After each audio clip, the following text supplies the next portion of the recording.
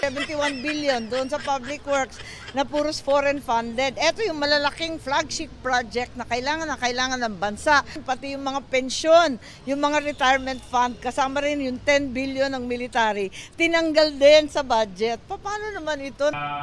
Pinabulaanan ni House Deputy Speaker David Suarez na mababawasan ang pensyon ng mga retiradong government worker at military personnel. Nanindigan ng isang kongresista, dumaan sa tamang proseso ang lahat. It is a very grave accusation that should be studied very carefully and investigated. Paano po natin masasabi na hindi dumaan sa proseso, kayo nga po ay nag-signify, you showed your... Anong party list to? Kasi simula nyo pa lang, kinain na kayo ng sistema. Anong party list to? Anong party list to?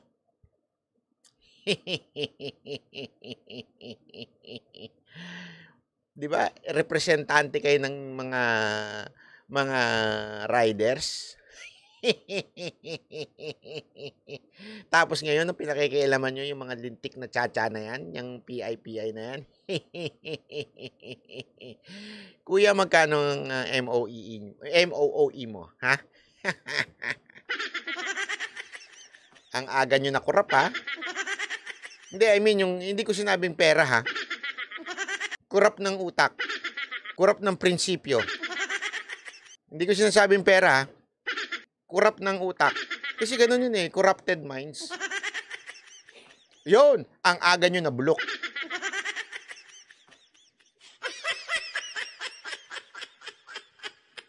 O, tuloy natin.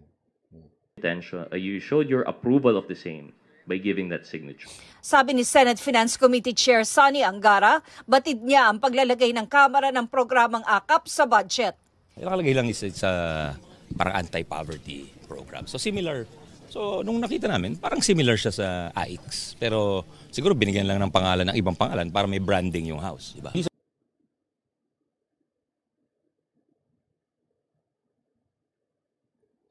Hindi, tama ba ako sa dinig ko? Kinonfirm niya na alam niya.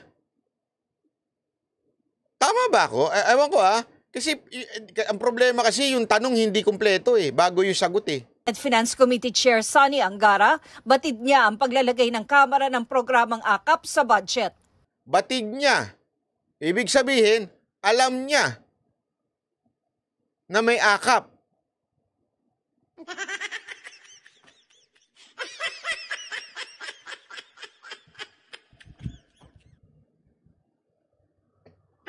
Parang asim.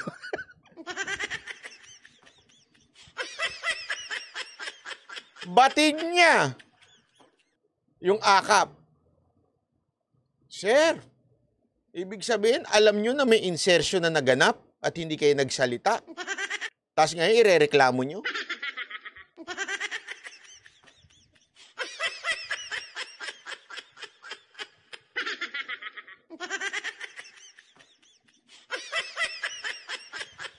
Alam mo, medyo malaking problema ito.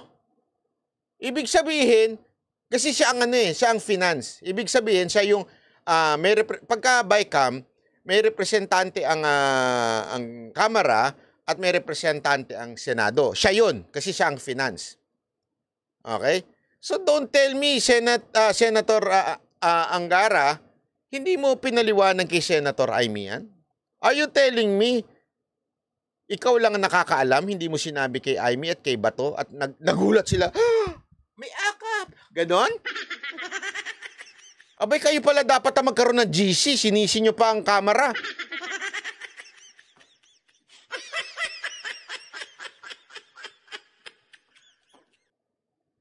Diba?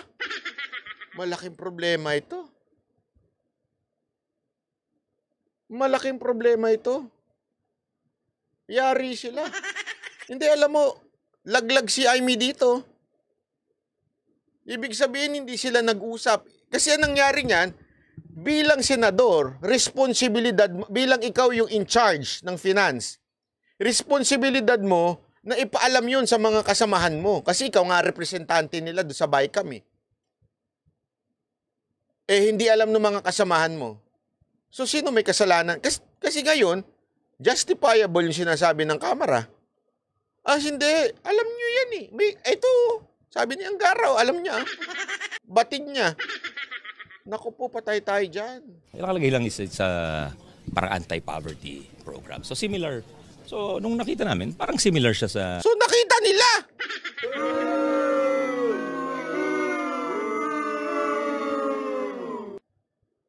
Naku po, patay tayo dyan. Patay tayo dyan, ibig sabihin, nakita ninyo. Ano to pag-iingay ni Amy? Naku po, malupit. Diba?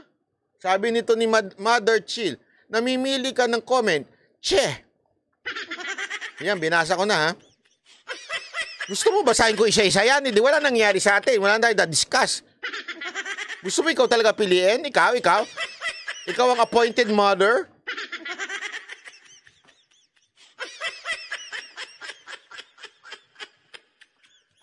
Ay, nako, patay tayo dyan. Ang labo pala. Hindi, alam mo, ano yan eh. Kahit ba naglag si dito, si Amy? AIX. Pero siguro binigyan lang ng pangalan ng ibang pangalan para may branding yung house. Diba? Sabay kami yun sa HGAB, yung tinatawag na HGAB. After NEP, submit ng NEP ang DBM, HGAB. Ipinunto naman ni House Committee Nako. Baka ikaw na ang ipalit. Na Senate President. Pwede. Para lahat himod-puwet na. Mantakin mo, himod-puwet lahat ng congressman, tapos pati yung Senate President, himod-puwet na.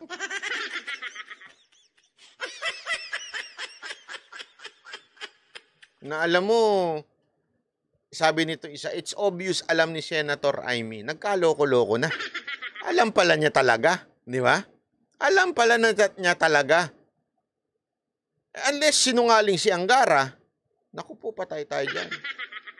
Patay tayo dyan. and Appropriations Vice Chair Raul Angelo Bongalon ang Ito, matindi pa tong binitawan na to. pagpapatanggalan niya ni Senadora Marcos ng 13 bilyong piso mula sa budget ng 4Ps, kaya napagkaitan ng ayuda ang maraming nangangailangan. Si Marcos nga raw dapat ang imbestigahan, lalo't simula pa noong 2021, nagre-realign na siya ng 4Ps budget kada taon. Naka po, nagre-realign na siya. Matindi yan. Matinding akusasyon yan. Ibig sabihin, kung saan, yung 13 billion na sinasabi niya, yung sa 4Ps, ni-realign niya, inilipat niya sa iba. Bakit?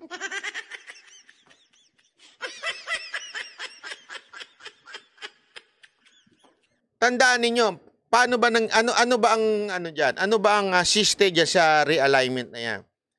Minsan kasi yung mga ibang senador hindi kasundo yung secretary. Okay? So i-realign mo ngayon yung budget doon sa kasundo mong secretary para alam mo na pag ikaw na humingi ng o ikaw na yung mamili ng project na gugustuhin mo, papayag na ngayon kasi napunta na yung budget doon sa kaibigan mo. So, ibig sabihin, plastic lang pala ito si Amy. Baka nilagay sa tupad, kaya kasama lagi sa pamimigay si Amy. May punto ka dyan. Hindi, may totoo, ganyan ang ginagawa. Alam nyo yung style ng mga kongresista natin tsaka mga senador natin. Bakit sa tingin nyo pupunta yan, sasama sa pamimigay? Ang init-init. Buhay niyang buhay. Bakit sila sumasama? Kasi kaibigan nila yung kung sino mang sekretary o opisyal na nandun. At nilagyan nila ng pondo. Gets ninyo? Kunwari, ako, ginagawa ito Halimbawa, ako, kunwari lang naman, senador ako, hindi ko kasundo yung DSWD secretary, ililipat ko ngayon. Lipat ko sa, kaibigan ko to sa Dole, yung secretary. Kunin ko yung budget sa DSWD, re-realign ko, lipat ko doon. Disyempre, tuwan-tuwa yung Dole. Yung secretary doon, wow, may budget kami, yes! Meron akong project, malakas ako. Hindi natin alam kung may katkong din sa project yun. Pero siyempre, matik na yun. Oh, so, may project siyang, halimbawa lang, may project siyang 10 billion. Oh, may cut kong siyang 50. 50 milyon. Hindi. Isipin mo, kunwari 10 billion, 50 million, di na malalaman yun. Oh. Tapos, ano ba kailangan ko? Yung nag-realign sa akin, lika, tayong dalawa masaya dito. Dalawa tayo masaya. Oh. Pareho tayo masaya. May cut kong ka, may cut kong ako. Happy tayo. Kaya nagre-realign. Ganyan po ang ginagawa niyan. Kaya nagkakaroon, kaya nga alam mo sa totoo lang, babuyan talaga eh. Alam niyo ba na bakit pinag-aaksayan ng panahon ng budget deliberation? Bakit sa tingin ninyo nagpupuyat yung mga mambabatas dyan? Kasi naghahanap sila kung saan sila makakakuha ng katkong eh. Doon eh. Doon talaga sila eh. Hindi, kaya nga ako, duda ako sa minsan mga nag-iingay. Minsan nakakaduda yung kasi pag minsan nag-iingay, na ano lang siya, nalamangan, ika nga. Di ba? Yan sa mga, kaya alam nyo, ganyan ang ginagawa yung sa mga gangster. Pag nalamangan sila ng kapwa nila kriminal, mag-iingay yun. Sasabihin sa pinaka-boss, o di kaya sa kalaban, hanggang makuha niya yung ganti, ika nga. Yun ang totoo. Nangyayari yan kahit sa atin. Naku po. Kaya alam niyo, hindi ako naniniwala doon sa mga ganyan eh. Yung nag-iingay. Halatang-halata, yung galawan. Pero sagot dito ng senadora, Ano? Anong sagot ng senadora? Deadma. Ang dami niyang issue na pinukul sa kanya. Anong sagot niya? Deadma. Ba't ko sasagutin? Hindi mo nalaman yung panagsisinungaling ako.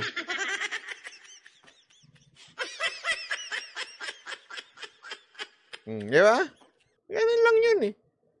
Kasi nga, sabi ko nga sa inyo, labanan to ng propaganda. Ang Senado at Congress, labanan ng propaganda. Labanan ng propaganda yan.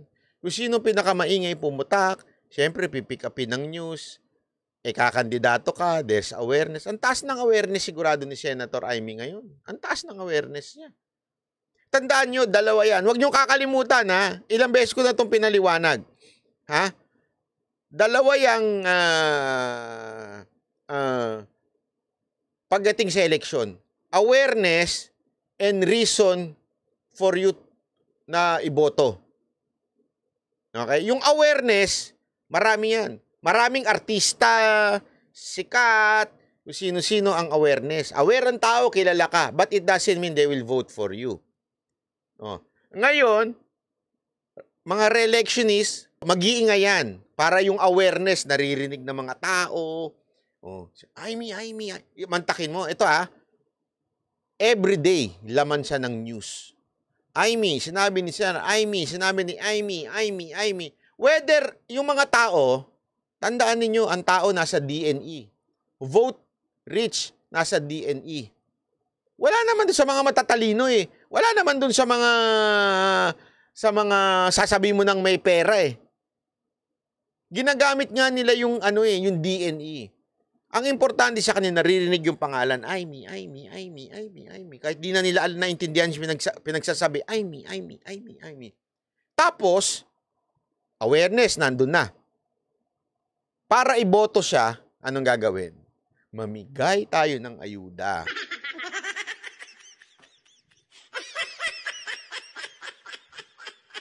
Mantakin mo, makita mo sa lugar mo.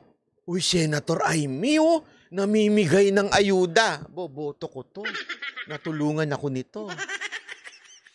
Kasi, tanungin ko kayo nabigyan ng mga ayuda.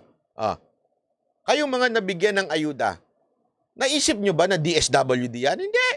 Ang naisip nyo kung sino yung mayor o sino yung senador o sino yung congressman ang nandun sa stage. Hindi nyo naman naisip na, DSWD nagbigay sa amin. Isipin nyo, uy, tama na yung paglalaba mo. Andun si Amy, namimigay doon na ayuda. Tara! Punta naman sila. Hindi naman nila naisip DSWD yun eh. Pagdating nila doon, Amy! Marcos! Ay, ano ba talaga? Ay, ayan. Ay, namimigay na ayuda. Yun na. Boboto na nila.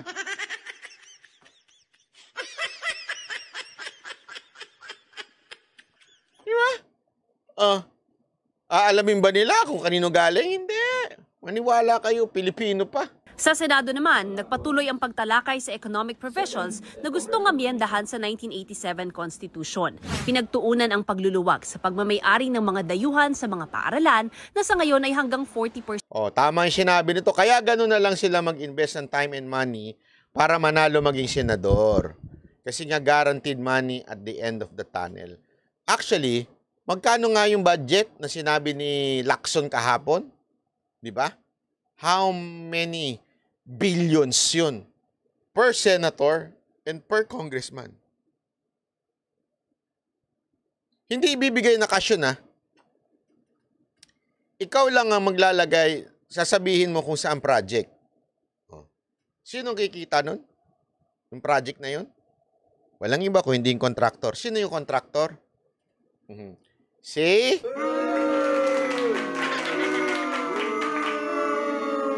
Si atoy ko. Ay, hindi pala si atoy ko.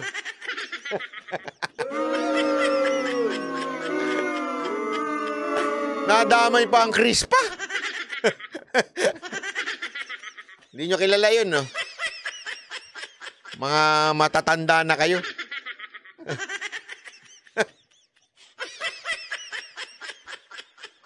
Lang. Ayon sa mga senador, ang pinag-uusapang pagluluwag para lang sa higher education o mga kolehiyo at technical at vocational schools. The intention is to keep basic education in the hands of Filipinos. If we allow foreign citizens to control, own, and administer the institutions that we are looking at, that may be prejudicial to our Filipino culture, values, moral, and spiritual matters. Baka they may be in danger. Sabi ng isang Pilipinong nagtuturo abroad, maraming bansa na sa rehiyon ang nagbukas ng edukasyon sa mga dayuhan. Providing a globally competitive and world-class education to all of these big to 7 million young people is just beyond the financial resources of the government yet. Pero tanong ni Senador Risa Hontiveros, posible bang bilihin ng mga dayuhan ang mga paaralan sa bansa? That would be my interpretation, that basically that is what ownership would allow them to do. Pero ibang usapan daw kung state university tulad ng UP at PUP. My opinion, cannot sell. No? We are not even allowed to sell, to alienate property natin, real estate, even to another government agency. No? Unless, of course, it's by act of Congress. Ito ang unang balita. Mav Gonzalez, Tina Panganiban Perez para sa GMA. Alam mo, maganda ito. Hindi, alam mo, actually, ito ang tama. Kudos naman dito sa mga senador na to na umattend. Tama yan. Tama na i-discuss ano ba yung babaguhin. At tama rin na they're listening to different voices. Kasi alam nyo, napaisip din ako dyan Totoo lang, napaisip din ako na, oo nga, no? Paano kung i-acquire na lang ng mga foreigners ang ating mga schools? Di ba? Siyempre, remember, schools, learning. So, paano kung yung ideology nila ang ipapasa nila sa kabataan? So, dapat ganun magkakaroon ng matalinong usapan, di ba? Yun kaya nga ako naiinis sa Kamara. Walang ganyan. Basta papirmahan nyo na, tapos na usapan. Di ba? At least dito, kahit papaano, pinakikinggan yung pro and anti, di ba? Yung katulad doon nagsalita, pro siya. Okay lang na, kasi it's global, it's a global thing, na kailangan talagang pumasok na po ang iba't ibang foreign para sa eskwelahan, para umangat ang antas ng ating mga paaralan. May punto siya doon. Pero at the same time, may punto rin nung tinanong na paano yan, bibilhin na yung mga eskwelahan natin. Kaya dapat magkaroon ng, yan nga yung magandang healthy discussion, ika nga. Napakaganda niyan, di ba? Ang problema sa Kamara, wala. Wala talaga Mantakin mo, hindi nga nila pinapaliwanag kung ano yung gusto nilang baguhin. Basta lang bago lang ng bago. Yun lang. Mali yun. Di ba kasi tandaan nyo, ganyan din ang ginawa ni Pangulong Duterte noon? Para baguhin ng konstitusyon. Ano sinabi niya? Nagkaroon muna ng campaign. Gusto ba ng tao? Ito yung babaguhin. And eventually, na-realize ng Duterte administration na hindi pa tayo well-educated. Okay? At least ngayon, pinag-aaralan na. So, okay yan. Sana lang talaga, kung sino-sino man, kasi hindi natin alam kung sila lang yung umattend kasi tandaan niyo buong araw yan. Minsan, yung mga senators, they come and go. Depende. Kasi may mga maliliit na hearing, may mga maliliit na they come, nagpapalitan yan. Hindi, baka akala ninyo, porket absent, wala na. Hindi. Meron lang talagang panay absent tulad ni Lito Lapid. Kahit kailan, di mo na silayan mukha doon.